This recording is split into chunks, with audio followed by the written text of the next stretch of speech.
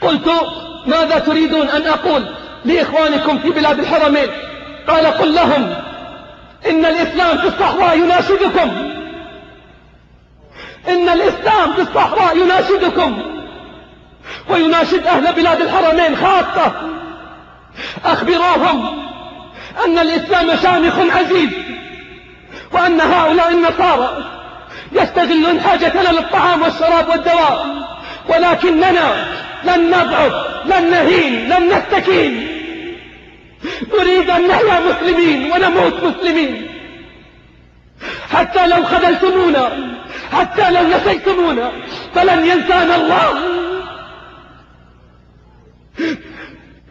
وجدت لوحة على الطريق الصحراوي عليها اسم إحدى الجمعيات التنصيرية، وأسفل اللوحة سهم يشير إلى داخل الصحراء إلى مسافة 15 كيلومتر.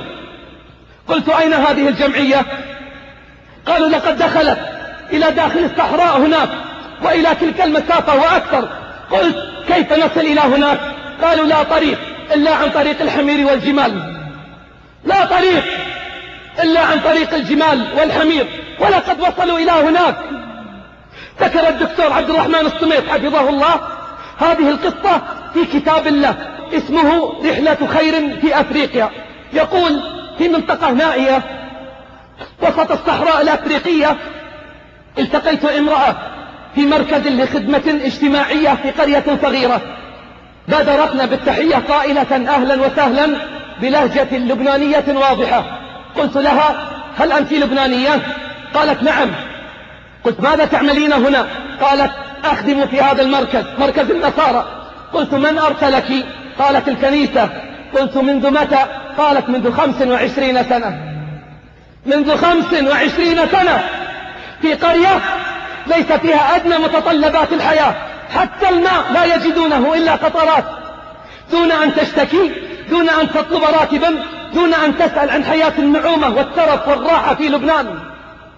بينما نحن ندعي أنهم على باطل، بينما نحن ندعي أنهم على باطل وأننا على حق. هل صدقنا القول بالعمل؟ ولماذا لا نرى تضحيات المسلمين في الدعوة في هذا الزمان؟ أليس الآباء والأجداد قد أوصلوا رسالة التوحيد الخالدة إلى أفريقيا وصحرائها؟ أما قال الناظم على لسان أسلافنا: من ذا الذي رفع السيوف فوق الرؤوس ليرفع اسمك فوق هامات النجوم منارا؟ كنا جبالا فوق الجبال وربما صرنا على موج البحار بحارا. في معابد الإفرنج كان أذاننا قبل الكتائب يفتح الأمصار. لم تنس أفريقيا ولا صحراؤها سجداتنا والأرض تقذف نارا. لماذا هم يضحون لنصرانيتهم ولا نضحي نحن لإسلامنا؟ ألسنا نحن أولى بهذه التضحيات؟ أين العزائم؟ أين الهمم؟ أين إنكار الذات وتحمل المشقات من أجل دين رب الأرض والسماوات؟ أليس ديننا دين عزة وإباء؟ أين نحن من قوله تعالى: يا أيها الذين آمنوا هل أدلكم على تجارة،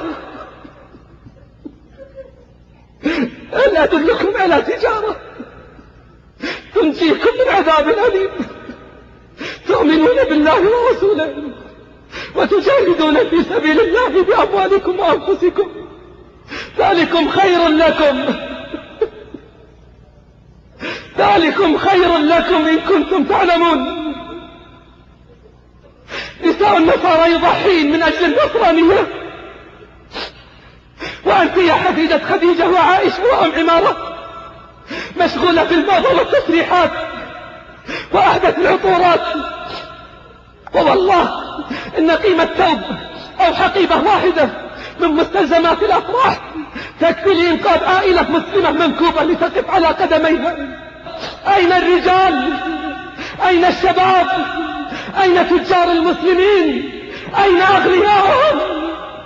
أين سياح أسبانيا وسويسرا وباقي المنتجعات السياحية؟ أين هم عن سياحة دعوية في صحراء النيجر أو في صحراء أفريقيا، ثم ثم أسألكم بالله هل يرضيكم هذا؟ يهينهم النصارى ويتآمرون عليهم بسبب حاجتهم للطعام والدواء. كيف لو رأيت طوابير الفقراء والمحتاجين أمام مبانيهم ومقراتهم يطلبون الطعام وهم يقدمونه لهم على استعلاء؟ يروى أنه صلى الله عليه وسلم قال: أيما مسلم كسى مسلما ثوبا على عري كساه الله من خضر الجنة، وأيما مسلم أطعم مسلما على جوع أطعمه الله تعالى يوم القيامة من ثمار الجنة، وأيما مسلم سقى مسلما على ظمأ سقاه الله تعالى يوم القيامة من الرحيق المختوم. رواه أحمد وأبو داود. فلما سمع الصادقون هذا الكلام من نبيهم واستشعروا الأجر والثواب تسابقوا وهبوا لإنقاذ وإطعام المسلمين. هذه أخبارهم قد أتت إليكم ومآسيهم قد تليت عليكم، فماذا أنتم صانعون؟ ولله ماذا أنتم قائلون حين يقول الله لك: يا ابن آدم استطعمتك فلم تطعمني، فيقول: يا رب كيف أطعمك وأنت رب العالمين؟ فيقول: استطعمك عبدي فلان فلم تطعمه، أما علمت أنك لو أطعمته لوجدت ذلك عندي؟ نعم، تحسنت أحوالهم، لكنهم لا زالوا بحاجة للطعام والشراب، ومحاصيلهم الجديدة قد تكفي ل4 أشهر، وستعود الأزمة من جديد إلا إذا وقفنا معهم وقفة صادقة.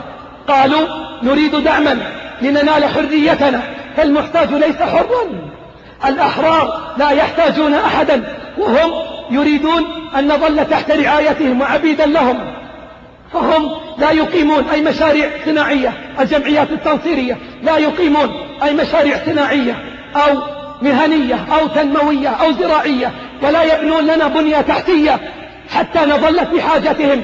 فهل ستتركوننا بعد أن عرفتم أخبارنا؟ لقد عجزوا عن تنصيرنا، فهم يسعون لإفساد أخلاقنا.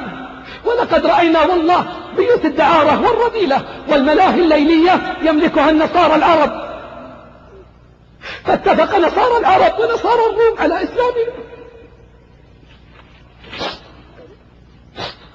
فاتفق نصارى الروم ونصارى العرب على إسلامنا. ووالله ما تسمعون من نجاح لهم في التنصير إنما هو على قبائل وثنية، قبائل وثنية فقيرة لا دين لهم، فيعرضون عليهم المساعدة مقابل التنصر. وكل النجاح الذي صنعه هؤلاء أنهم انتقلوا بهؤلاء الوثنيين من مكان من النار إلى مكان آخر. أما المسلمون في النيجر وغيرها فلا قناعة لهم بذلك، ولئن تنصر منهم أحد كما يزعمون فسرعان ما يعودون إلى دينهم، لأنه فطرة الله التي فطر الناس عليها، فطرة الله التي فطر الناس عليها. عباد الله، هذه أخبار إخوانكم باختصار، وإلا فالجعبة مليئة بالأحداث والمواقف التي مرت بنا هناك. سقتها لكم من باب اللهم هل بلغت اللهم فاشهد، سقتها لكم من باب اللهم هل بلغت اللهم فاشهد.